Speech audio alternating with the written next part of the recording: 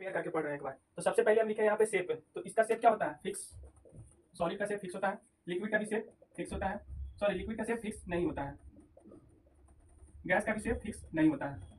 Compare करके हम पढ़ रहे हैं। दूसरा है साइज, इसका भी साइज फिक्स होता है, इसका साइज फिक्स नहीं होता है और इसका भी साइज फिक्स नहीं होता है। ठीक है। वॉल्यूम, वॉल्यूम जो है सॉलिड का फिक्स होता है, लिक्विड का भी वॉल्यूम फिक्स होता है।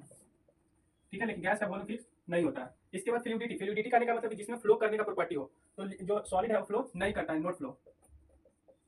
लिक्विड फ्लो करता है, इजिली फ्लो, और गैस भी फ्लो करता है इन ऑल डायरेक्शन। सभी डायरेक्शन में गैस फ्लो करता है, लेकिन डाउनवर्ड और साइड में फ्लो करता है। कंप्रेसिबिलिटी, तो सॉलिड को कंप्रेस नहीं कर पाते हैं, तो नोट कंप्रेस। लिक्विड को भी कंप्रेस नहीं कर पाते हैं, नोट कंप्रेस। वही गैस को हम कंप्रेस कर लेते हैं। इसके बाद इंटरमोलिकुलर स्पेस, तो सॉलिड के पार्टिकल्स के बीच में जो स्पेस होता है वो बहुत कम होता है, लेस। ठीक। और जो इसके पार्टिकल्स के बीच में जो स्पेस होता है वो मॉडरेट होता है। और वही जो गैस के जो पार्टिकल्स होता है उसके बीच में स्पेस काफी ज्यादा होता है, तो बहुत ज्यादा है, मोर स्पेस।